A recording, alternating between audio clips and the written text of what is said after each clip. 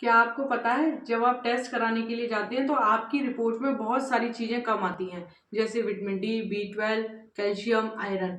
और आप क्या करते हैं, आप इन सब चीज़ों की मेडिसिन लेना शुरू कर देते हैं, मल्टीविटामिन शुरू कर देते हैं। और हमें ऐसा लगता है कि 40 के बाद हम सभी को मल्टीविटामिन की ज़रूरत होती है, पर ऐसा नहीं होता है। देखिए, हम इसको नेचुरली कैसे मेंटेन कर सकते हैं कि हमारे बॉडी में कैल्शियम, विटामिन डी, बी 12 ये सारी चीज़ें पूरी मात्रा में रहें। ये जो चीज़ें हैं ये सब आपस में एक दूसरे से मिली हुई हैं। अगर आपके शरीर में विटामिन डी की डेफिशिएंसी होगी तो आपकी जो स्मॉल इंटेस्टाइन है उसमें कैल्शियम का एब्जॉर्प्शन रुक जाएगा।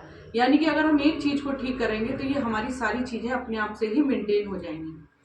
तो कैसे हम इसको नेचुरली ठीक कर सकते हैं, मैं आपको 3-4 चीज़ बताती हूँ। केवल आप उन चीज़ों को फॉलो करिए, आपकी ये सभी चीज़ें एकदम कंप्लीट हो जाएंगी। देखिए, विटामिन डी का सबसे अच्छा सोर्स होता है सनलाइट। तो उगते हुए सूरज की रोशनी में बैठिए, दोपहर की रोशनी नहीं, ध्यान रखिए सुबह जब सूरज उग रहा होता है उसकी आप 40 से 45 मिनट धूप लेंगे।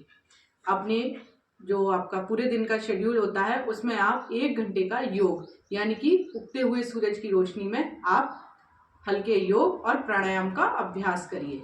दूसरा, सूरज की रोशनी में उगने वाले फल और सब्जियों का भरपूर मात्रा में सेवन करिए, क्योंकि आप देखते हैं कि पौधों को भी जो भोजन मिलता है वो सूरज की रोशनी से मिलता है। यानी कि जो विटामिन डी है वो आपका भरपूर मात्रा में फल और सब्जियों में होता है, तो हम उनका सेवन करेंगे।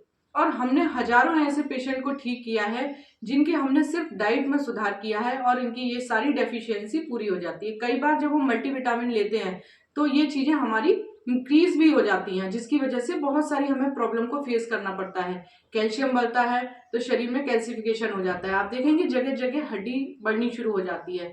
तो कभी भी अगर आपको नहीं पता है कि आपकी बॉडी में इन सब चीज़ों की रेंज क्या है, तब तक आप बिना किसी जानकारी के मल्टीविटामिन लेना शुरू ना करें। यह आपके लिए कई बार बहुत हानिकारक सिद्ध होगा।